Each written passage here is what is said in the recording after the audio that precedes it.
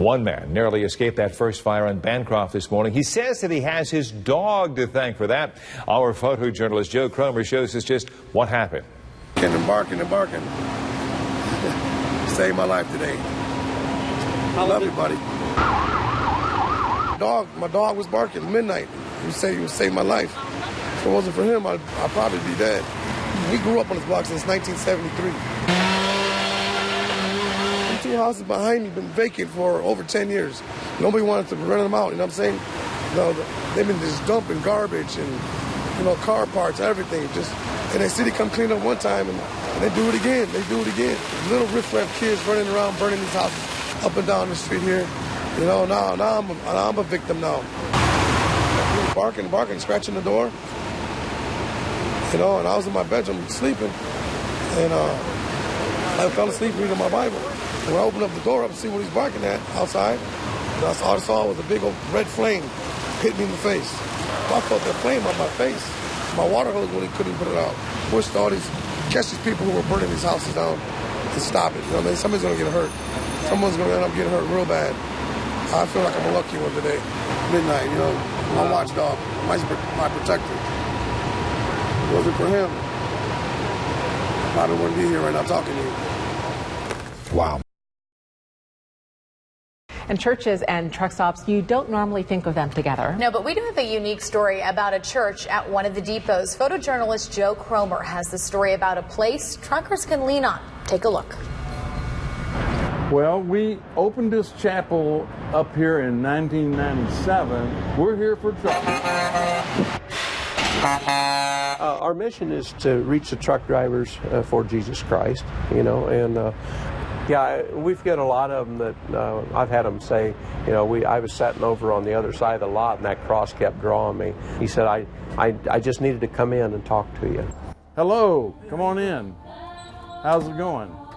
Sounds good. All right. The house of the Lord. I'm on the road all the time. I figured to come over here, spend a little time. It's rough out there. Sometimes it's lonely. Sometimes it's crazy out there. You just gotta, you gotta come into to a house of God and just let it go. When it comes to spiritual advice, they come back out here and we talk to them any way they want to, as long as they want. I have definitely gone home feeling like that I told somebody something, gave them some advice that they found useful. It's a tough job, and nobody likes them. Everybody that drives down the highway is mad at the truck driver generally. These guys work long, hard hours. We'll get up 1, 2 o'clock in the morning because it's about them, it's not about us. They're out of sight, out of mind. You see the big truck, but you don't see the heart and the man behind it, or the lady. We're not only here for spiritual, we're here because we're concerned about their lives. We've had them come in and a child has passed away and they got their load that they still have to deliver. We're here to help them and put a smile on their face and tell them God loves them. So.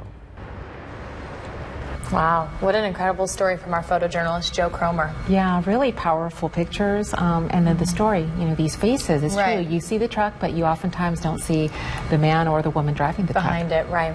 Yeah.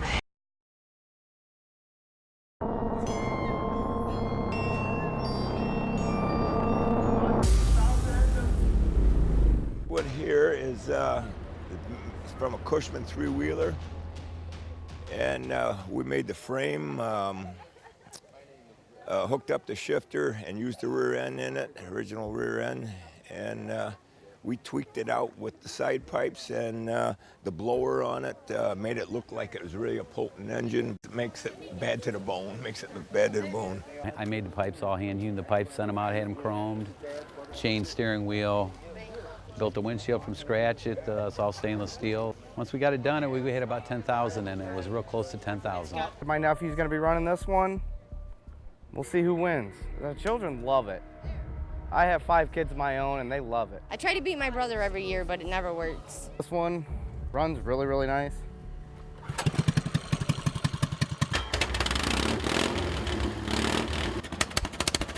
There's some that's probably kind of think it's kind of, gruesome, having casket races, but it's Halloween.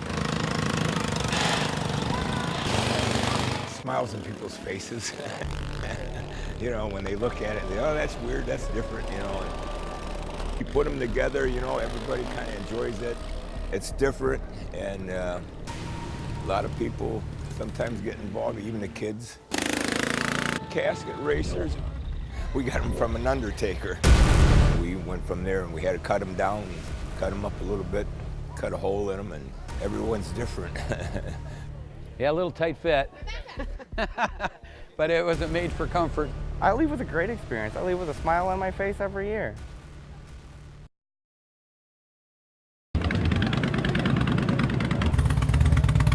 The story behind the bells are there's a myth that there's gremlins, and the road gremlins is what they're called, and the bells are supposed to scare the gremlins away. They're supposed to be on the lowest point, closest to the road. You're not supposed to buy your own bell. Somebody has to buy it for you, and then you have to put it on. Your guardian angel. Same thing as like a lot of people put pins on their cars. They guardian angel. It's the same thing. The bell. I mean, it's probably saved me a few times. What they call a gremlin bell, and one of my buddies purchased it for me when I just got the bike in order to keep any of the problems on the road or any issues that might happen to me while I'm riding. It saved me a couple of times on my old bike. The closer to the ground, the better. That way, all the problems in the road, hear it coming. It's all the way down there, and it's actually supposed to ward off the gremlins that are on the ground and help you keep your bike upright and safety. You know, if you're out there late at night out riding by yourself down some road, you know, you see all this stuff running. Who knows if it's a gremlin or a coon or you know what, so. I've seen stuff out there like 2 in the morning out cruising, you know, so. Yeah, I got one on this bike and one on my other bike. When I hear a ring down the road, it makes me feel safer. It's kind of a superstition thing, knowing it's there, knowing that it'll help me protect it.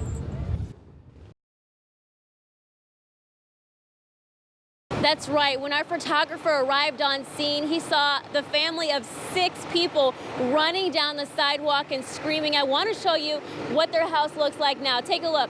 This is the house. It's here in white. Next door is where the fire originally started. Now this blue house is vacant. It's spread to their house next door. Firefighters aren't sure what caused the fire just yet. But let's take you straight to the video where you can see just how high the flames were shooting up into the air. Again, our photographer was here before the firefighters arrived. That family was just terrified as they were running down the sidewalk here. Everyone was able to make it out okay, but some of their pets were killed. We talked to the mom, Daisy, who was very shaken up. She says she's thankful that her 4 children and husband are alive. But Daisy says what she cannot replace right now are memories inside this home. Daisy tells me that she lost one of her children, a baby, several years ago, and memories of him are now gone. I want to draw your attention to what's happening right now behind me. We're just off of Lear in Northwood. You can see BCI crews are trying to piece together what happened here. In this driveway, we know that one person was shot and killed. Across the street, I want to draw your attention to an Oregon police cruiser that appears to also be involved in this shooting. You can see that at least one window was shot out. Glass is all over the street.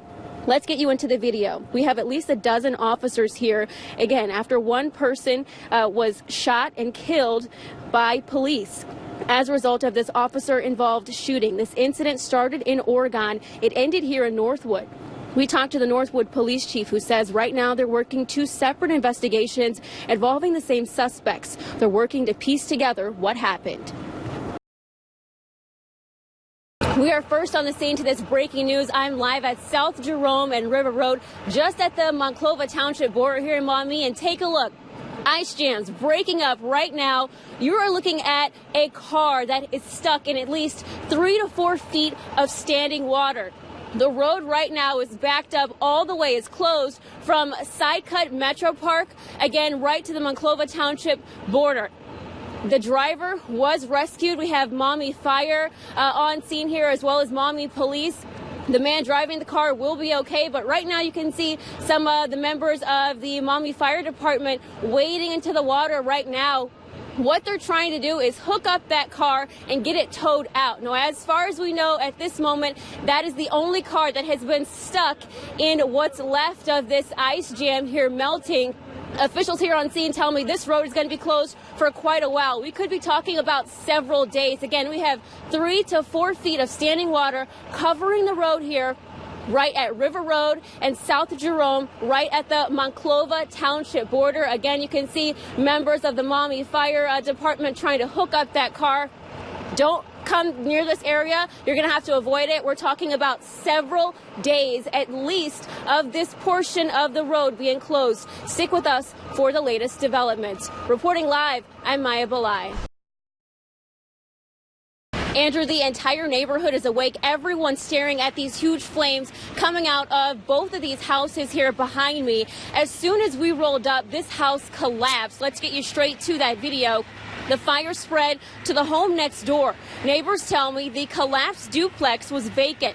Those same neighbors say a man lives in the house next door. They pointed him out to me. He was very hostile a few minutes ago to firefighters. He was just taken away by police in handcuffs. In the duplex, it seems like ammunition was left inside of it. We heard at least 8 shots start ringing out here a few minutes ago.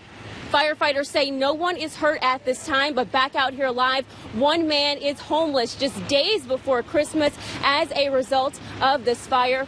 At this point in time, a cause of the fire has not been determined, but we will, of course, follow the story throughout the day and let you know what happened here on Sherman. Reporting live, Maya Belai, WTOL 11. Heavy smoke filling the air in Fulton County after a fire broke out early this morning. Crews say it was extra challenging simply because of the dry wooded areas as well as the heavy winds. Now this is all on 4397 County Road EF out in Swanton. The fire happening in the woods, specifically along treetops. Several crews came out here to assist in efforts, including Delta, Swanton, Wauseon, and Providence Fire. At one point, State Forestry was even called in. They came out here to cut down the treetops as well as any sort of dry branches to remove them from preventing any further spread of fire. At this hour, crews tell us that the fire is contained, but the big major concern was any sort of hot spots popping out. They brought in additional water, additional crews, and they say they feel confident in these efforts, but they say this is typically normal this time of year. The good news we can report to you at this hour, no injuries. Fire contained to the wooded area, so no buildings or homes in the area catching fire. Of course, we'll continue to track any developments in this story and monitor those and bring them to you both on air as well as on our website, WTOL.com. Until then, reporting from Fulton County, Mike Holden, WTOL 11.